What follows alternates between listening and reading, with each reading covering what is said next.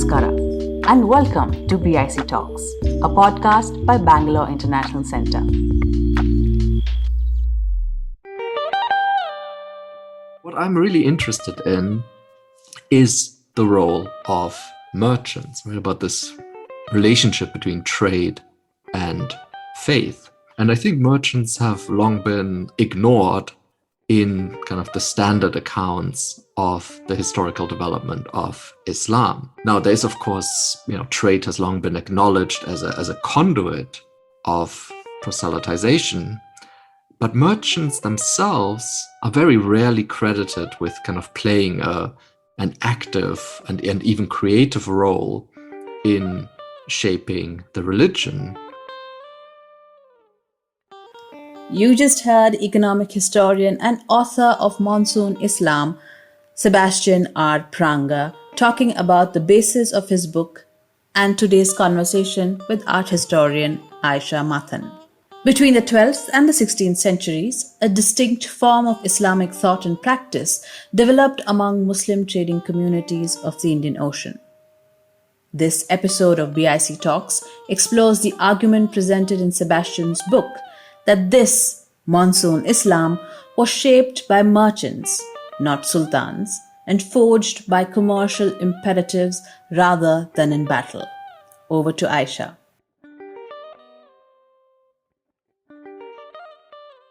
Sebastian Prange, we're very happy to have you with us. So I'll start with a brief introduction. So Sebastian is an economic historian of the medieval Indian Ocean world with a focus on India. He is the author of Monsoon Islam, Trade and Faith on the Medieval Malabar, which was published by Cambridge University Press in 2018. He is Associate Professor of History at the University of British Columbia, Vancouver. His research interests revolve around the development of Islam in Monsoon Asia, the role of piracy and maritime violence, and the evolution of capitalism from a non-European perspective. Monsoon Islam has been awarded the American Historical Association 2019 John F. Richards Prize in South Asian History, as well as the American Historical Association 2019 Pacific Coast Branch Book Award.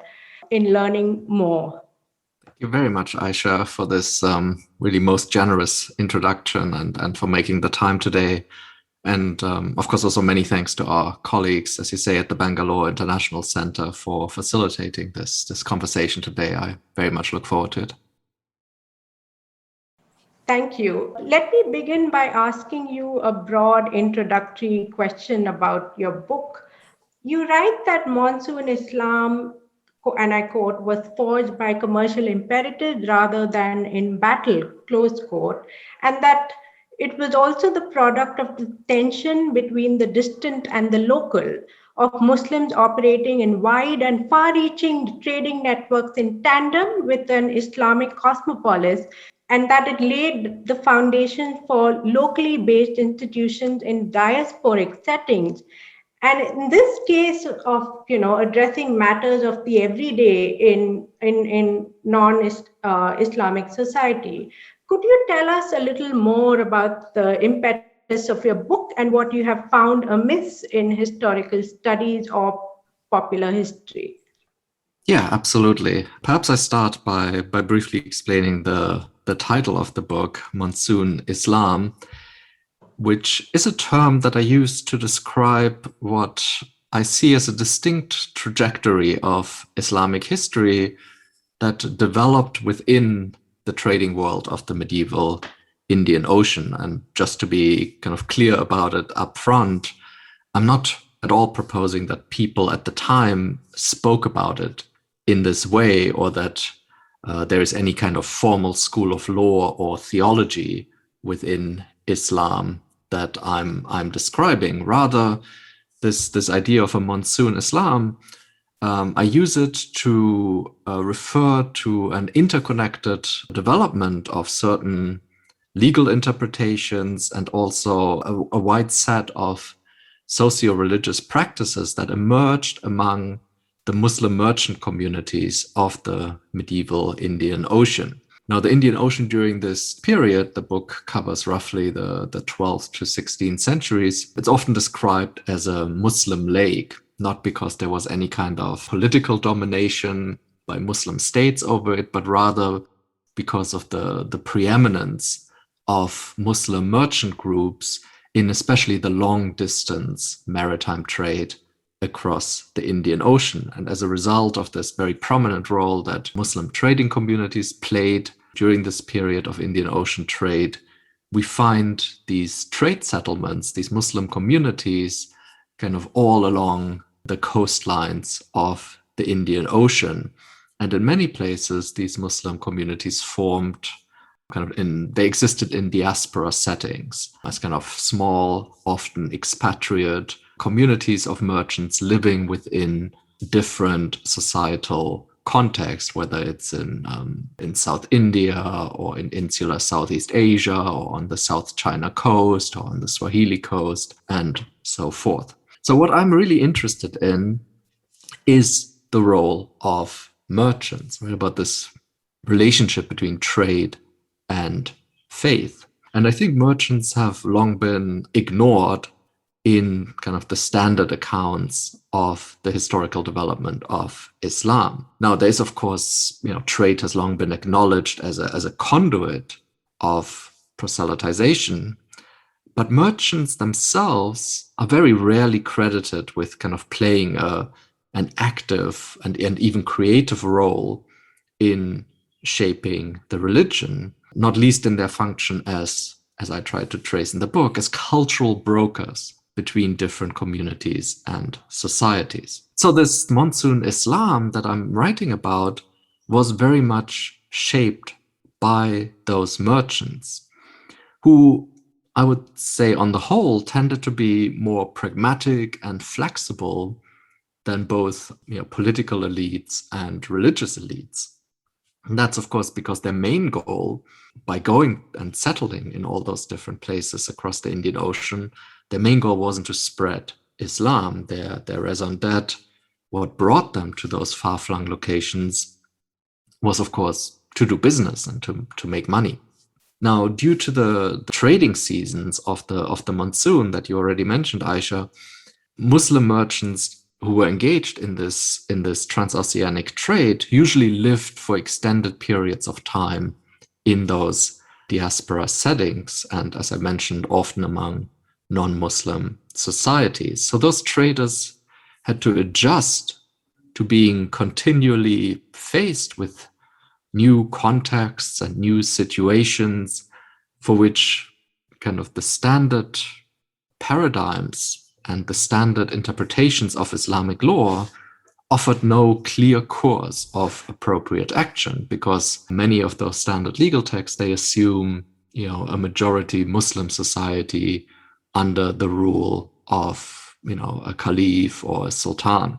So foreign merchants in places like Kerala would ask their local Muslim judge legal questions, and then the opinions that were issued were written down in fatwa collections and in new interpretations of especially Shafi texts.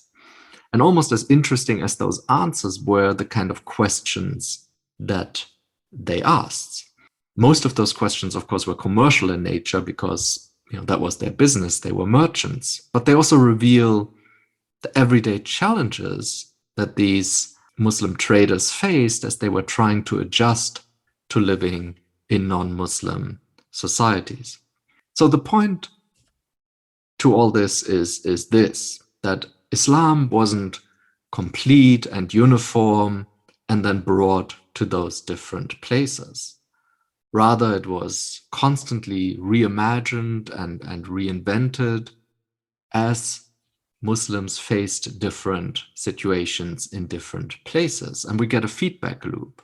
Books circulated, but so did people and ideas. So a Muslim judge from South India would go to Mecca and learn there and teach there and talk to other Muslim scholars who might then go to Java and so forth. So it was a much more circulatory exchange rather than that linear transmission from an Arabian source to a periphery that passively received an already complete set of beliefs and practices and legal precedents. And one particular story of that constant historic recreation of Islam by every generation of Muslims is this story of the Indian Ocean that I write about, that story of Monsoon Islam. Thank you for that fascinating, account of the circulation of ideas, peoples, and networks, and it brings me to think about some of the historical sources that you used, such as the Granthavari. Could you give us a sense of the Granthavari? What is the broader sense of society that one could gain from them? You write that they assumed a place of privilege because they were historical writing, which usually took place in the context of temple establishments and royal households. And these were obviously important spaces when one thinks of the network of socio-political communities and networks. Is there a broader popular understanding of how Muslim traders and merchants navigated coastal trade along the Indian Ocean? Is there family law? You did mention just now that families today sort of think of this. There are stories that have been circulated. I was wondering if you could tell us some more. Sure. So, what I just mentioned, how part of this development of what I call, or what I describe as Monsoon Islam, was the adaptation by Muslims to the local conditions that they found in the different trading ports. For example, in South India, there's of course also another side to this. And that's how local societies also adapted to the presence of these Muslim trading communities.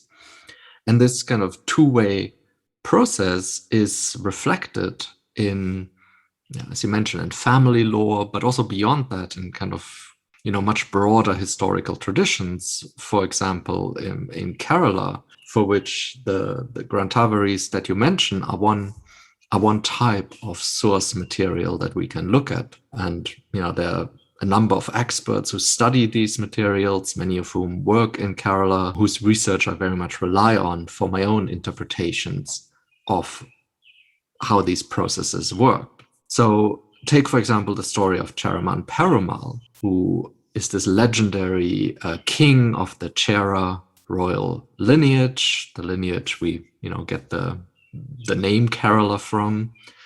And this Cheraman Perumal, is said to have been the first Indian convert to Islam. Now, in my book, I examined this legend very carefully to see the social and political work it did within the Muslim communities of Kerala at different moments of time, so how they mobilized this story at different moments for different purposes, and how different groups kind of drew on it to substantiate their own privileges or their own claims or their own visions. So, for example, I tried to date the oldest known Arabic manuscript that records this story of the Indian king converting to Islam, to link the Cheraman Perumal story to the emergence of an Arab-dominated ulama on the Malabar coast around the 12th and 13th century. And here we get to that other side of that two-way process that you asked about.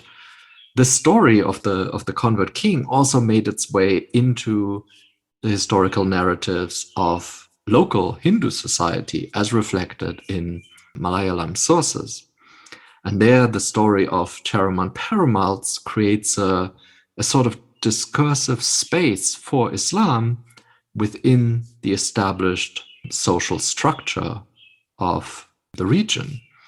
And as I argue in the book, it even helped create a physical space for Islam. So not just a discursive space, but even a physical space for Islam through the detailed description of the locations and the endowments of a series of mosques in different trading ports of the Malabar coast. And it's really remarkable how those details about exactly where the mosques are located, how much the lands extend, when the endowments were given, to which person this was first bestowed, how all these details that we find in the earliest Arabic accounts of the establishment of Islam on the Malabar coast, how not all, but very many of those details made their way into the Malayalam accounts as well. So there was clearly a real kind of back and forth, not just kind of on an economic basis, on a social and political basis, but also an investment in a shared vision of the past to underpin, substantiate a particular kind of social arrangement, in this region.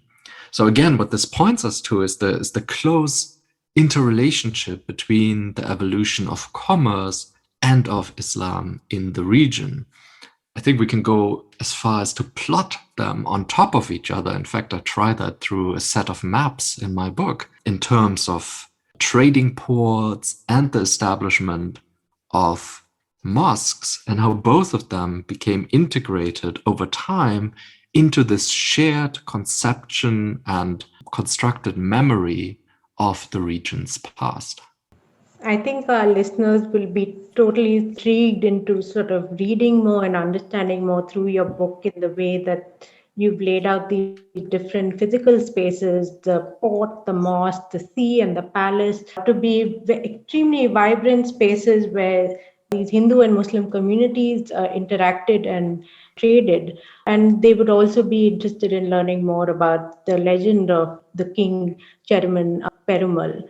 I was wondering if you could talk to us about how an important part of it would be to understand how these networks were consolidated. And you write how trust formed an important, a central basis of this network on the Western Indian Ocean, and how there are different players, the local king and the trader, the slave and the merchant, and so on. So in thinking through trust within the shared Islamic legal system utilized by different trading groups who hail from different faiths, can you share a couple of examples with our listeners, further also in terms of how the slave is an important actor in this wide network and consolidation of trust? And also, if can one think of slavery in the Indian Ocean network in juxtaposition to the transatlantic slave trade? Yeah, as the subtitle of my book signals, what I'm really interested in is this interplay between trade and faith, between commerce and religion. So, in my view, merchants drove the growth of Islam in and around the trading ports of the Indian Ocean, but Islam was also an important element in the functioning of that trade. So it was really integral to it. It was not kind of a byproduct that was also carried on those trade routes and along those trade networks. Islam was really an important constituent that made possible the operation of these, incredibly far-flung and complex and diverse and cosmopolitan trading relationships across, the vastness of the Indian Ocean. And you mentioned trust, which of course was absolutely essential to any sort of business relationship. We see this reflected in the sources all the time, especially surviving business correspondence. So pre-modern trade was an inherently social activity. And in that, I think it is different to how we understand economic relationships in the modern world, where they are often anonymous, where people relate to each other through anonymous entities such as, corporations, companies. In the pre-modern world, trade was thoroughly social. The social component cannot be separated from it. And it relied on social networks and on social capital. So it mattered who you were, who you knew, and also what potential business partners knew about you. So reputation was everything. It was the foundation of trust, right?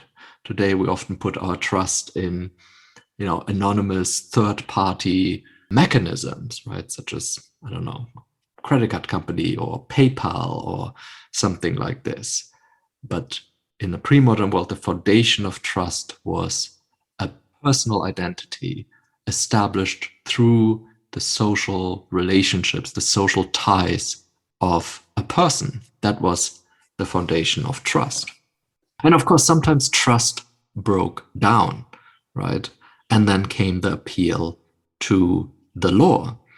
And during this period, this medieval period of Indian Ocean trade that my book looks at, which has been characterized as the Asian sea trade boom. So it was this, period of a great expansion of connection and a great intensification of trade. So during this period, we see Islamic law, and in fact, specifically Shafi law, becoming kind of the preeminent legal framework for organizing long-distance trade in the Western Indian Ocean. To some degree also in the Eastern Indian Ocean, but there the story is a bit more diverse. And there are different elements to this. There was the role of Arabic as kind of the lingua franca of international trade, with the role that English plays in our modern world today. There was the great body of commercial law within the Islamic tradition, which from the very beginning had been very, very invested in codifying, building a legal framework around different partnership models, investment models. So it was a very suitable body of rules of the game. But there was also a certain economy of scale that the more Muslims became dominant in the long distance trade, the more Islamic law seems to have become kind of almost the default. Part of that was the availability of qadis, of Muslim judges in all the different trading ports of the Indian Ocean. So if a contract dispute would materialize somewhere, you could get it adjudicated locally.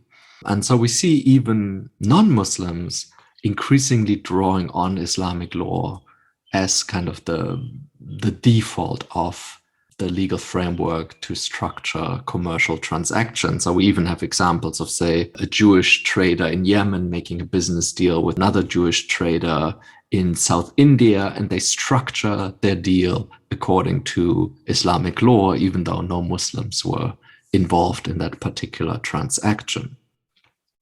So what I'm saying is that the development of commercial institutions and religious institutions, particularly laws, were closely tied to one another. And that's really, this kind of interconnection between trade and faith that is at the heart of Monsoon Islam. And law, of course, is not just about commerce, right? It also shapes things such as marriages, family arrangements, inheritance, social conduct.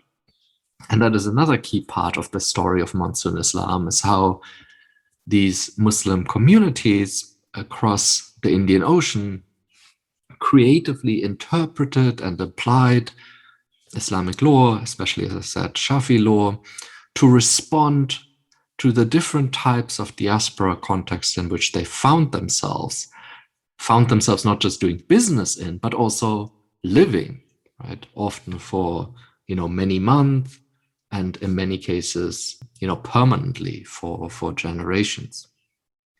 You also asked about slavery and the use of enslaved persons as business agents within this overall commercial world, commercial milieu. This is something we see in different Muslim trade circuits of the pre-modern world, such as the trans-Saharan trade, but also, of course, in the Indian Ocean. So entrusting enslaved persons with serving as business proxies for powerful and wealthy merchants. Now, those slaves, they also operated within these wider networks of trust, going back to this idea of pre-modern trade as inherently social.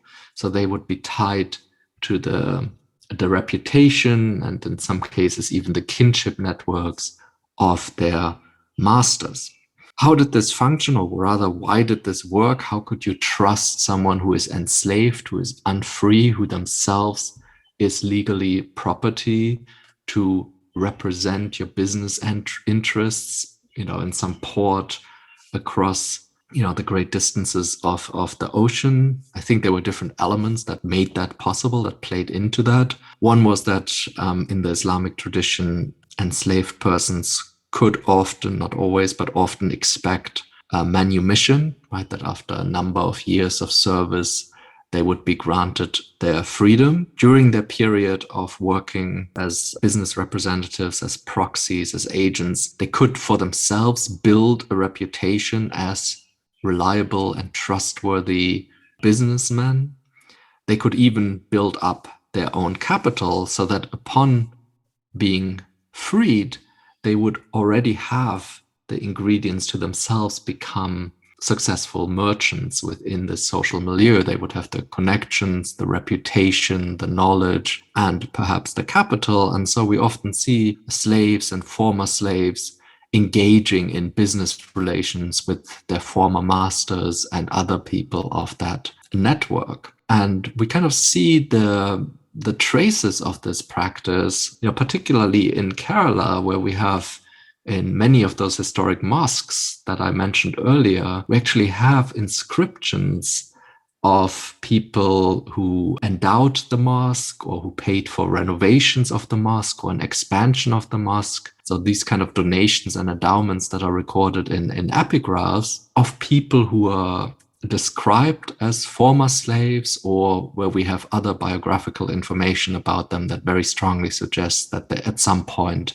they had been enslaved and then had become, not just wealthy merchants, but kind of the champions of the local Muslim community. There's a great prestige attached, of course, with endowing a mosque or paying for the renovation of a minbar or something like this. So there really seems to have been no or very little kind of social stigma attached to once having been a slave. Now, certainly we're, and that is important to also point out, we're talking about a very minority and perhaps privileged group within the overall spectrum of enslavement. And the only reason we can really talk about them is because they have left a record in the historical sources, which of course we don't find for most enslaved persons during this period.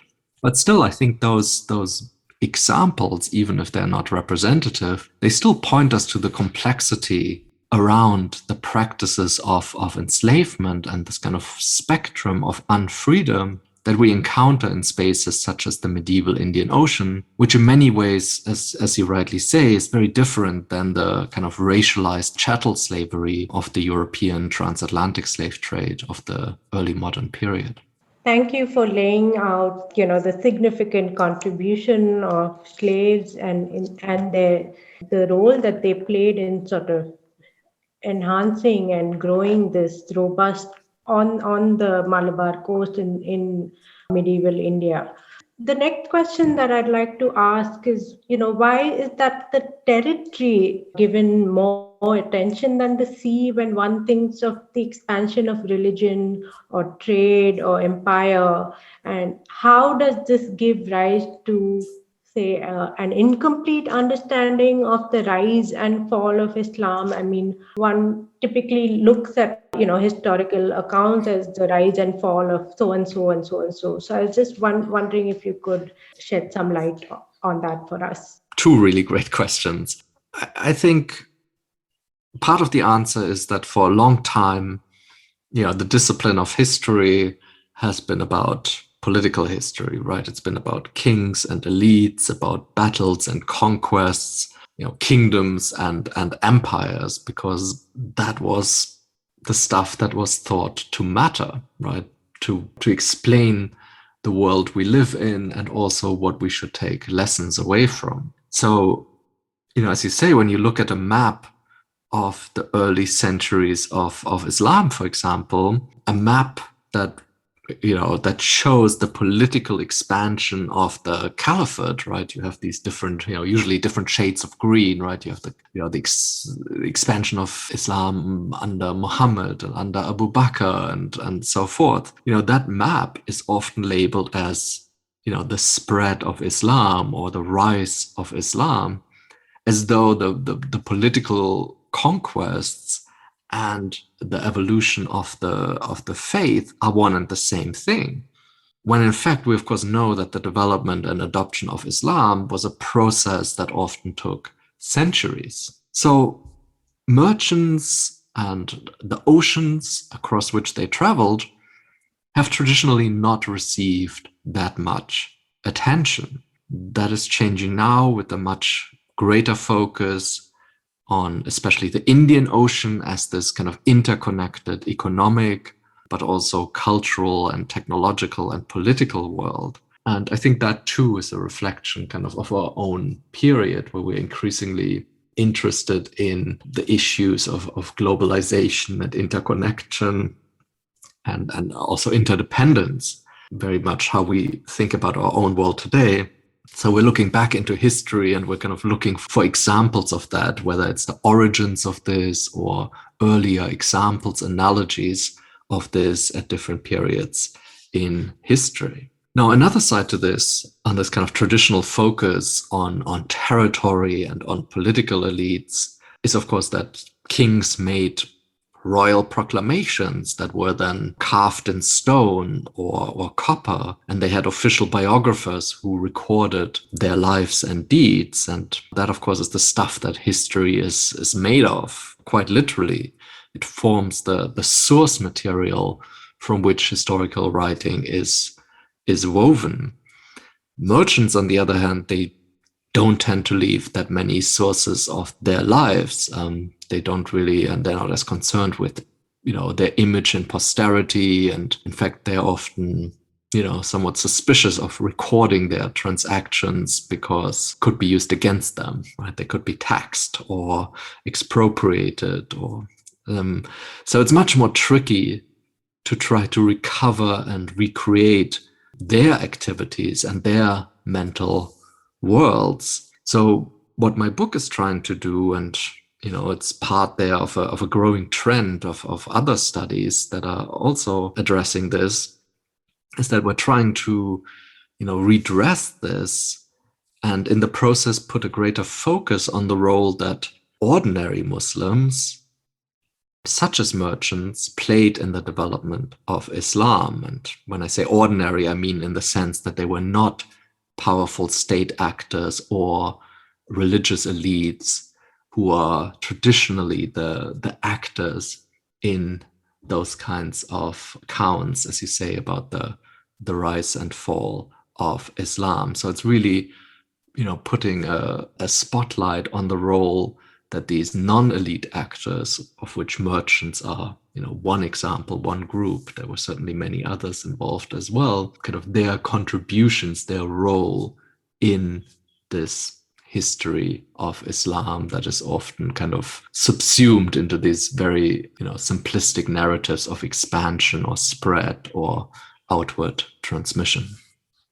I think it's really significant to, when one thinks about history writing and how you unearth these sort of hidden histories, or how does one sort of bring unwilling actors in history into the spotlight and, and sort of try and piece together various historical nuances. And I'm particularly interested in your discussion of a robust cosmopolitanism, because in your book you lay out accounts of accommodation and improvisation. There are heady chance encounters of running into the same circles in Asia and Africa, when Ibn Battuta meets al-Bushri in China, and then he meets al-Bushri's brother in Mali. Or there is the mention of Pardesi Muslims by Ludovico di Vatima, who was in South India in the year 1504, when he draws up a list of Muslim merchants from, regions from Bengal, Ceylon, Bhatkal, Yemen, Mecca, Ethiopia and so on. These are such fascinating accounts. So I was wondering what have been some of your other favorite finds in your research for your book. Yeah, it's exactly these kind of stories and that kind of cosmopolitan milieu that you describe that first drew me into the study of medieval trade. As an undergraduate, I was studying for a joint degree in English literature and history, and we had to write an interdisciplinary kind of final thesis. And for that, I compared the travel accounts of Marco Polo and Ibn Battuta, both as literary products and as primary sources for history. And I was, awfully bored with Marco Polo, but Ibn Battuta, these kind of, as he so beautifully put it, these kind of heady chance encounters that run throughout, the multiple volumes of his travels across Africa and Asia. That's really kind of what drew me in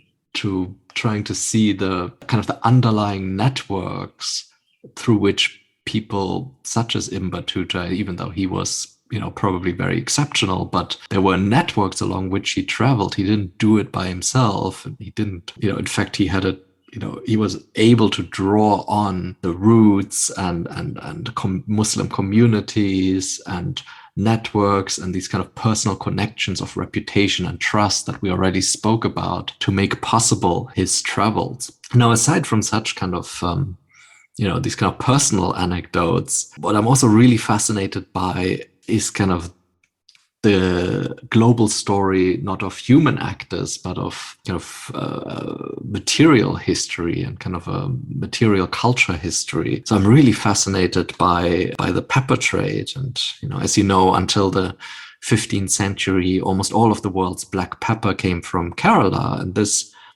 pepper was in constant high demand wherever we look in the pre-modern world, right? Whether it was in Western Europe or in Africa or across the Middle East, all over South Asia, Central Asia, especially in China.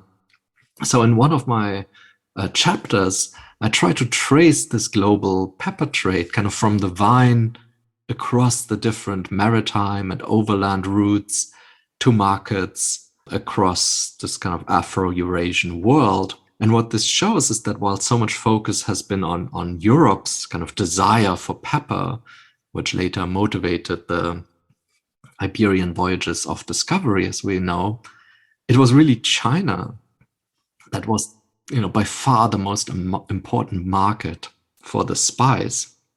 And there's a lot more empirical work to be done on the pepper trade, but I kind of find it endlessly fascinating to consider the spice kind of as a historical actor in its own right that is kind of fueling, that is kind of driving the engine of a lot of these other developments that we're studying and that I'm looking at in the book. Yes, it was really sort of, important and interesting to read about the various ways and modes in which control was exerted by Europe and China. And I'm going to shift the discussion a little bit to think about, you mentioned this moment and in a way you sort of bring your historical book into the present moment, or at least to the contemporary, when the late President APJ Abdul Kalam paid homage to the Chairman Masjid, which is the oldest mosque in India, in the year 2005. And interestingly, Kalam came from a family of Marakayar traders who traced their ancestry to Arabs who arrived on the Coromandel coast. And, I was thinking about this incident this sort of big historical moment that happened some years ago when Aurangzeb Road in the capital of Delhi was changed to APJ Abdul Kalam Road. And, Kalam is hailed as a good Muslim, and this is hailed as the reason as to why this happened. But very little is known about, Kalam's own relationship to his religion. And as you say, he visited the Chairman Mosque after the Gujarat riots of 2002. What is very interesting in this historic visit of Kalam is that these sites still play a very important role in today's India or in today's context, that they're important in the way you look back at history and shape identities. Do you have any thoughts on this? I agree. That is a very interesting episode, and there are kind of many layers of meaning I think we can kind of pull back from it. As you say, the Charaman Juma Masjid in Kodungallur, which is in northern Kerala, not far from Kochi. It's often described as India's oldest mosque, and this claim goes back to that Charaman Perumal story we spoke about earlier. It's one of the 10 mosques, and according to the account, the very first of those 10 mosques on the Malabar coast that are said to have been built on the order of that king after he had traveled to Mecca and converted to Islam. So that visit you mentioned by former President Kalam took place in the context of very acute, communal tensions, and against the background of recent riots in many parts of India, not just Gujarat. And that mosque and the story behind it at the time was held up kind of as an alternative narrative about the place of Islam in India. One that kind of shifts away from that kind of, familiar narrative about, supposed invasions and political conquest, that instead kind of highlights a trajectory of peaceful trade and accommodation and syncretism. In the conclusion to my book, I also point to a more recent example of a national leader drawing on the symbolism of that mosque and the kind of underlying Charaman Perumal legend. In 2016, Prime Minister Modi visited Saudi Arabia as kind of part of his kind of global tour to drum up investments in India. And on that visit, he presented the Saudi king with a gold-plated miniature replica of the mosque. And true to form, he of course tweeted about this. And he wrote that the Charaman Juma Masjid is symbolic of active trade relations between India and Saudi Arabia since ancient times. So that was kind of the content of his quote, that the mosque was symbolic of active trade between India and Arabia since antiquity. So in that, Modi too was drawing on the history and the symbolism of that particular mosque. But he tells quite a different story than I think the one that Kalam was trying to point to. So his focus is, not at all on Islam, even though it is a mosque he is talking about, but rather it's on, commerce and on economic relationships, right? What it is symbolic of in his view is active trade relations. And, kind of zooming out, we can find many different moments in history, say during the period of the Portuguese attacks on Malabari states and especially on Muslims, right across the 16th century, or later on during the period of British colonial rule, in which that Charaman Mosque has been used to support different narratives about the past. And those narratives, of course, always meant as a commentary on the present moment, to mobilize certain visions and to support certain claims. And I think that's exactly we see in the example that you have highlighted. This just sort of goes to, tell us that how the past is very much sort of intertwined in the present, and, there's such a complex relationship between commerce and religion, and that for each person involved in this, it can be interpreted very differently. And to just sort of extend the discussion on religion, I want to sort of bring talk about my penultimate question for you. You write that most of the early converts to Islam came from the lower castes of the highly stratified Hindu society, especially from occupations associated with seafaring. Prior to converting as members of the polluting orders, they were unable to gain access to the inner sanctums of these temples. Their primary experience of these sacred buildings, therefore, would have been of their exterior form. The continuum between Hindu and Muslim ritual architecture may thus be understood as an extension of the broader negotiations of new identities between traditional paradigms and a new faith. So, your account of the Mukuva caste, their socio-cultural history, and how they encountered the Hindu temple and the mosque is illuminating. And so is how we understand the evolution of mosque in Kerala. Can one move beyond religious categorizations of religious structures? Can one think of it aside of cultural assimilation? Because you draw this fascinating sort of link between how they structurally how they were so similar to Hindu temples and also temples in Southeast Asia. This is a really important question, Aisha, and I think this issue around cultural assimilation is also something that informs your own work.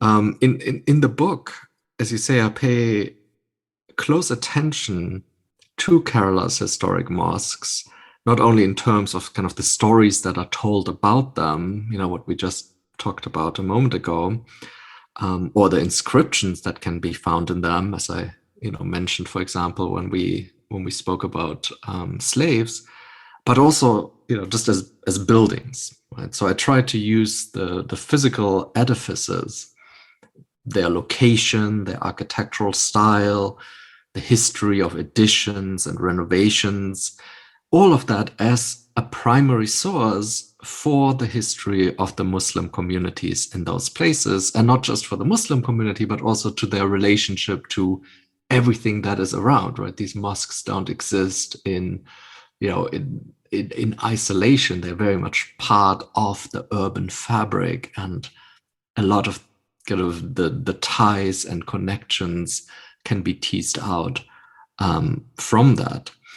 And as you rightly say, one of the things, even a kind of cursory reading of Kerala's oldest mosques reveals is the striking continuity to other forms of sacred architecture in the region. So temples are of course, the obvious analogy. Kerala is a land of temples.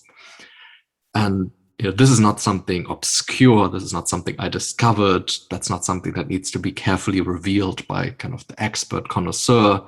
Those continuities are immediately obvious to anyone visiting Kerala.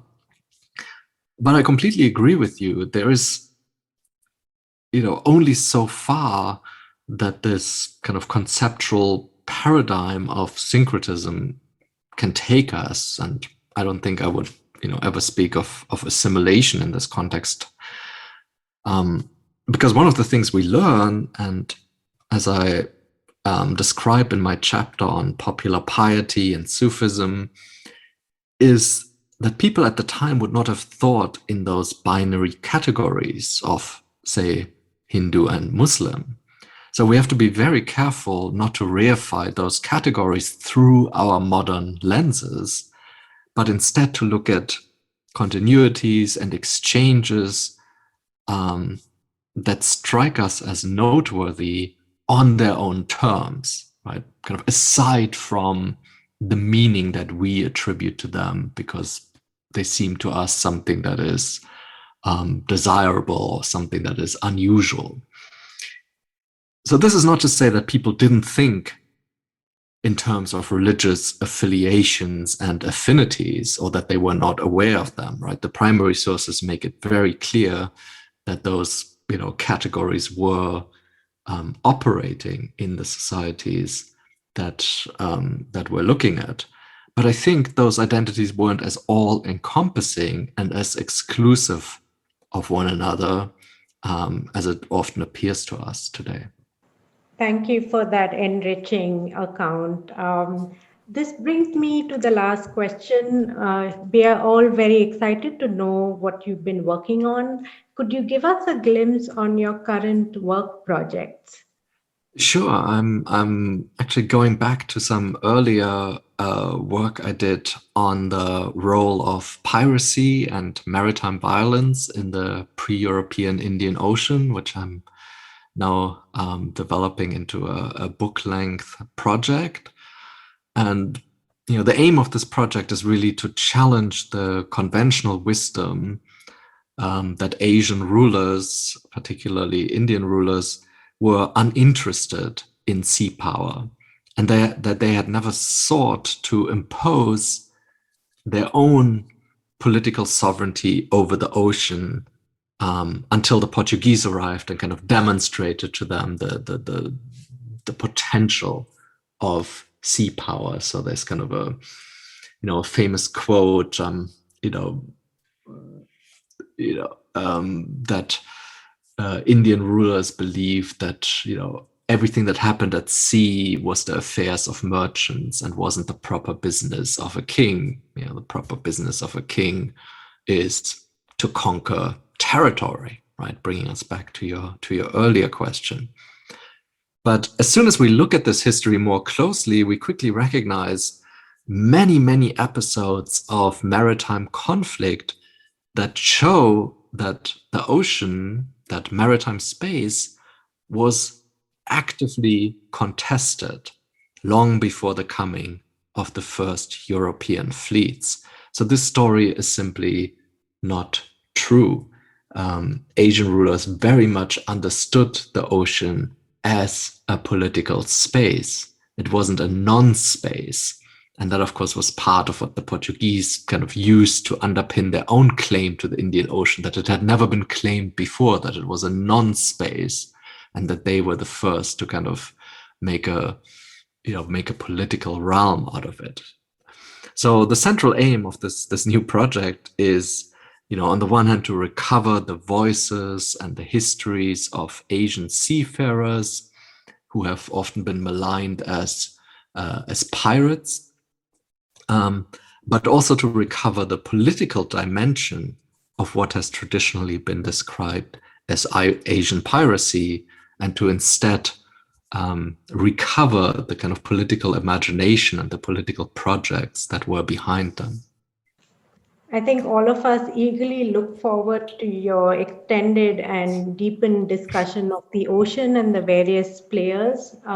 Thank you for this rich, detailed interview and for your time. It leaves us, all of us, with plenty of food for thought and lots to chew on. So thank you so much, Sebastian. Thank you, Ayesha. Thank you for those really, really great questions. And again, for taking the time to read the book so carefully and generously, and for engaging with this work. It's been a real pleasure talking to you. Thank you. A fuller and more detailed contextualization and introduction to Sebastian's work on this subject is as follows. So in Monsoon Islam, which focuses between the 12th and 16th centuries, Sebastian revealed the interactions of ordinary Muslim traders in the Indian Ocean network, more specifically on the Malabar coast. He draws our attention to the circulation, growth, and settlement of Muslim merchants on the port of Calicut, or Kozhikode as we know it today in present-day Kerala, and their interaction with non-Muslim societies. Sebastian focuses on the quote-unquote commercial imperatives of trade, which led to the sustenance of particular religious beliefs and conditions forecast by the weather patterns of the Indian Ocean. As trade was carried out, these conditions and beliefs were supported by religious and political institutions across the Indian Ocean, which were not necessarily and always met by classical legal texts of Islam. So what were the socio-political conditions that led to the increasing network of Muslim merchants? The changing dynamic of the region from dynastic rule to competing states, which were founded not on agrarian holding but derived their power and economy from port cities, was one of the primary reasons that saw the rise of Muslim merchants in the spice trade. Through this study, he tells us the Islamic world, far from falling behind Europe, witnessed, and I quote, economic expansion, institutional innovation, and cultural creativity, close quote. Further, he moves away from the neat historical divisions of the pre-European and European periods. He makes use of Grantavaris or records of temples and royal households, Judeo-Arabic records of the Cairo Geniza, which comprised the letters of mainly Jewish traders who operated in the Mediterranean, Red Sea, and the Indian Ocean in the 11th and 12th centuries. Sebastian is careful to position the coming of the Portuguese within the ambit of pre-European history to understand the continued consolidation of Muslim maritime power and trade negotiations in Calicut, as opposed to other port cities of Cochin and Canino. Further, when the rigidities imposed by high caste Hindus on their mobility in sea routes, the network of expatriate Muslim traders deepened with the patronage of the ruling class. Interestingly, it was these expatriate or Pardesi Muslim traders who dominated and controlled the spice trade initially before they faced hostility by the Portuguese in the 16th century.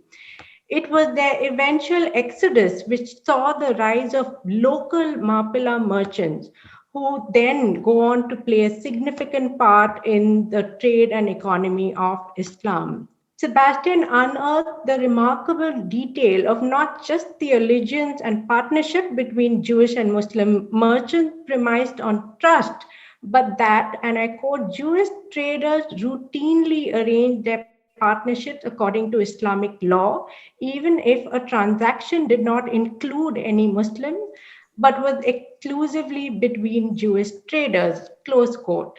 In fostering a flourishing trading network, this shared legal system, interestingly, saw the adjudication of disputes at the port of destination. This led to the setting up of Islamic law courts across multiple port cities in the Indian Ocean.